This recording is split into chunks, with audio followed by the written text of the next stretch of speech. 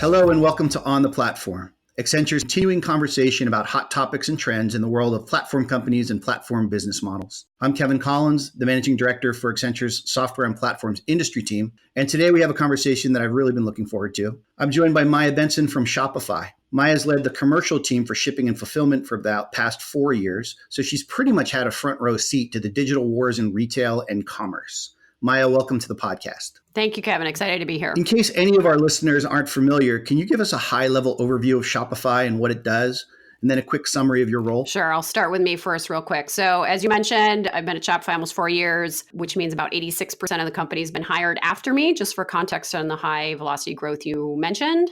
I lead strategy ops and product partnerships for our shipping and fulfillment product lines.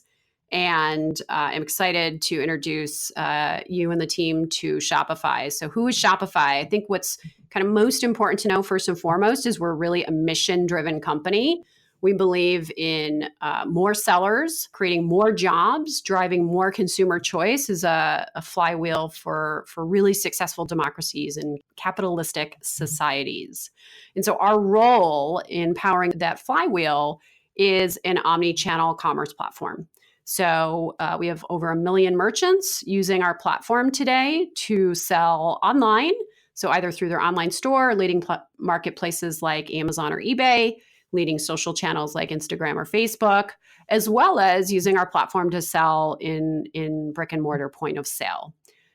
We help merchants throughout that selling process, if you will. So everything from helping find and source and advertise their products, so find customers and advertise their products, through taking a payment, through getting a product delivered, and then, of course, the reverse part of that flywheel. So that's a little bit of an introduction to Shopify in terms of scale and scope. I think it's also important to mention in 2018, we did $40 billion worth of GMV, or gross merchandise value, on our platform.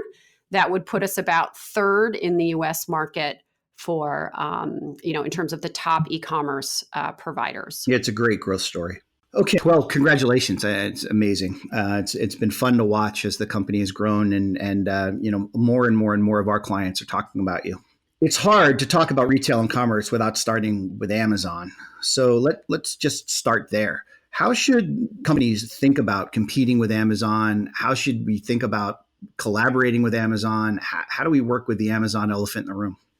So I think what's first and foremost important to kick off with is, the knowledge of their market share and their market position. So Amazon currently owns about 50 cents or 50%, so 50 cents on every e-commerce dollar, or 50% of all dollars spent in e-commerce. So that's a tremendous market share. The next biggest player, as I mentioned earlier, we're number 3 in the market in 19. Shopify will hopefully be number 2 in the market in 2020, at the end of 19 going into 2020. I think what's important to note is you go from somebody that's got 50% market share, and the next 6 players have between 6 and 7% each.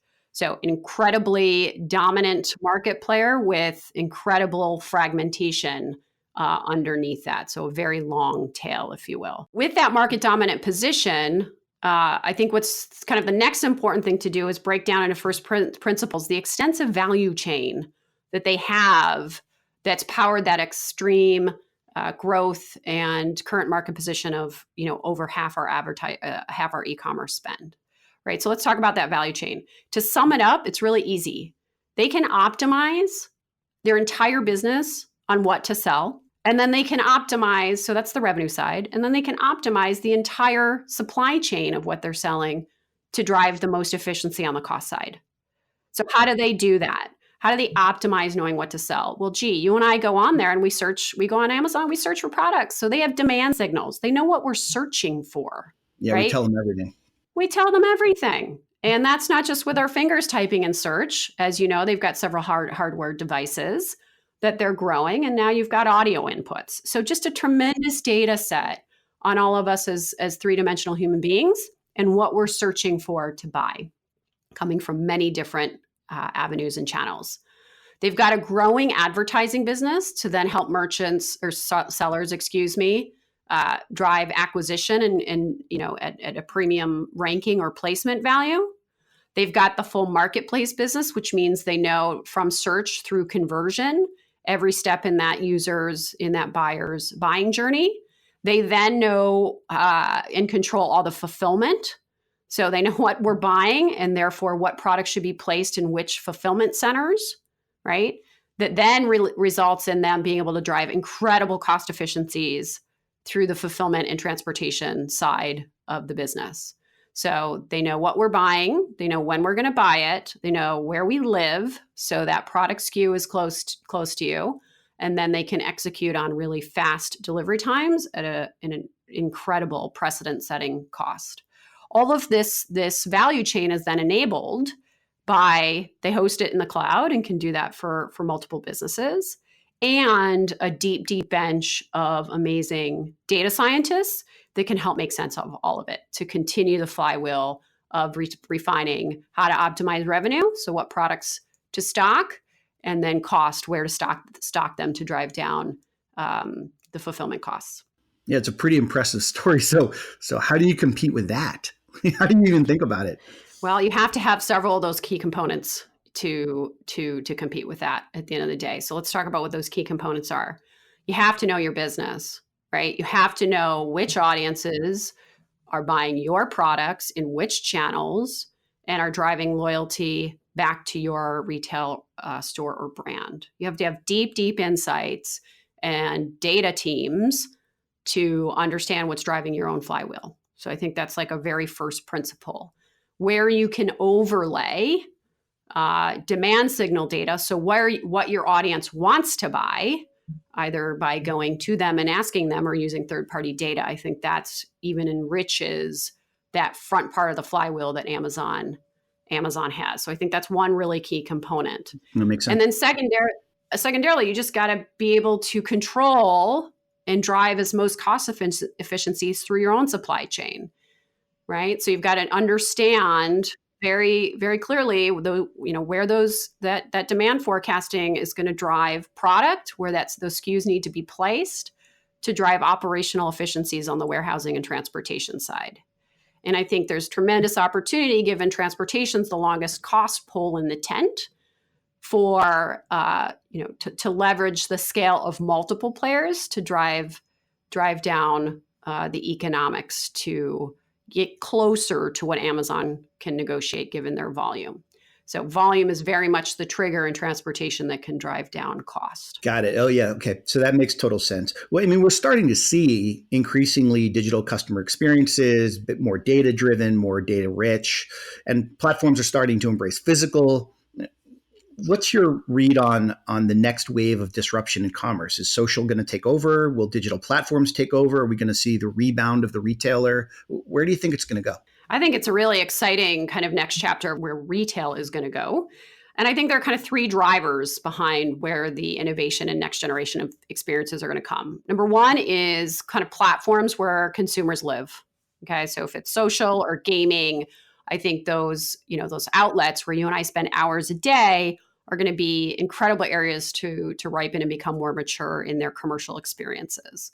I think the second kind of outlet is, to your well said point, physical stores are coming back. And the reason why they're coming back is they're not just selling products, they're selling experiences, right? They're getting to know their audience that's walking through their door so that they can not only personalize the experience, but derive a wholly different experience. If I go to Patagonia and I want to buy a vest, they're also providing floor space for meetings of groups that support sustainable causes, right? So really understanding consumers and looking at them from a three-dimensional point of view and understanding your brand's role in their lives unlocks I think great opportunities for people to reinvent what a physical quote unquote store means, right? Nordstrom's got 50,000 square feet stores right now that have no product in them, right? So I think the physical kind of world is just exciting for future disruption and growth. And then lastly, I think there's some really key technologies that are going to be enablers to unlocking these channels. You've got augmented reality, visual reality, all the capabilities that these new cameras on our cell phones can unlock means you can bring the digital and physical experience much closer together. Who doesn't want to virtually try on a dress to make sure it fits before they buy it? Who doesn't want to see a couch in their living room before they make that big purchase and that big commitment? So I think those technology enablers are just ripe to drive new experiences in channels you and I spend a lot of time on, especially on our mobile phones, as well as, when we do have the time to go have a physical experience, in a quote unquote store. I think the next generation of what that can mean unlocks a ton of potential. Yeah, it's interesting, right? And as you think about the rebound of physical retail and new devices and new experiences, all of a sudden you end up back in this same conversation we've been having around, okay, so who owns the customer and who owns the data? Have you got a sense on where that's headed? And pull out your crystal ball and let's talk about, where do you see the ownership of data and ownership of that customer? Where do you see that landing? So I think there's an important first principle to also kind of talk to here, which is brands and retailers more and more want to and are appreciating and harnessing the value of owning their own customer data, right? You have entire business models that used to be reliant on big distribution networks, right? Through retailers, be it consumer packaged goods, alcohol, food and beverage, you get the point. And I think those companies and those business models are now awakening to what it means, what the value of having a direct consumer and customer relationship is. So I think there's a consciousness now kind of throughout the retail and brand ecosystem that understands the value of owning customer data. So I think that's kind of first principle. I think the certain business models, like marketplace business models, have kind of said, give up your customer data in exchange for a marketing engine and a platform of a wide audience to accelerate your growth. And I think now that those marketplace models are maturing, you're starting to see the downside of giving up that much customer data, right? So they're taking it, they're white labeling, or better said, copycatting the products that you sell on the marketplace platform, and basically negating your business or that channel for that specific product. So I think the evolution in the industry is, a much deeper consciousness of what it means to have direct consumer relationships and the cost associated with giving those up in different business models like marketplaces. For a model like Shopify, we've made it very clear that our merchants own their data, period, hard stop. We have an ownership of the aggregate of the million merchants of data. So we've also made that clear in our partner terms. But at the end of the day, a business model like Shopify, we are here to help merchants grow. And of course, they own their business and all the data associated with it. So let's just click down here at the end into sort of where you're spending your days. And talk a little bit about shipping and fulfillment. How are customer expectations shifting around shipping and fulfillment of products that they order? And is there regionalization in expectations, or is there kind of a global shift, trends you can point to? What do you see? So we can start with the United States. I think, Kevin, you and I expect everything that we order online to be here in 2 days or less. So I think there's, clear consumer expectations that Amazon has established. If you rewind 10 years ago as to why they kind of invented Prime or came up with this 2-day delivery promise, a lot of it was to drive the retention flywheel to Amazon to buy more, to reward loyalty. But a lot of it was also just to make commerce online accessible and as valuable as going into a brick and mortar store, right? Instant gratification. If I go get a product in a store, I can have that minute, right? So they were solving for that 2-day a little bit delayed instant gratification, but at least you knew when it was going to come and it was still pretty quick. So I think that's just a reminder. Yeah, I mean, I ordered something the other day, and it's coming in like 2 weeks, and I was appalled. I've been so trained to 2-day delivery now. Yeah, we're spoiled. We're really spoiled. Yeah, absolutely. So I think the right question though is do you and I expect that delivery promise for every type of product that we offer? I think there's, an interesting answer to that. I know for myself, I can say, no, I don't need everything tomorrow. And I think what's evolving in the space is a really even more exciting question, which is, what is the next generation of the Prime delivery promise? Is 2 days it? And for what products? Is next day it? And for what products? Is same day it? And for what products?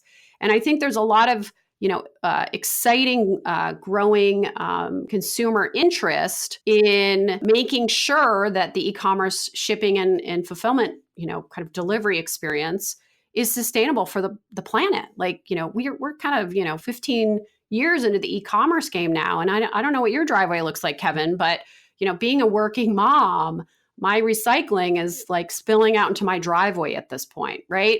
So I think there's a tremendous opportunity to get very clear in this next generation of delivery promises of what actually has to be there fast, what should that cost consumers, and what burden should be on the merchant or the seller. And then lastly, what's sustainable, right? So, how, now that e-commerce is just, growing at a rocket ship and in different, markets, what's sustainable for the planet, given the tax that it takes to get something, powered by fuel to your front door and then unboxed with a whole lot of plastic and cardboard. Yeah, and the next generation of consumers are going to absolutely 100% demand that we get our act together around both of those things, right? Delivery, packaging, all that stuff. 100% for all the right reasons, as well as all the selfishly right reasons. Like, I can't park my car in the driveway because there's too much cardboard. Yeah, I hear you. Okay, well, unfortunately, that's all the time that we've got today. But Maya, thank you so much for taking part in today's conversation. It was really nice to catch up with you. We hope that you all enjoyed this episode. Please help us get the word out and be sure to subscribe, share, rate, and review our series. We would love to hear from you and hope you tune in again for the next episode of On the Platform.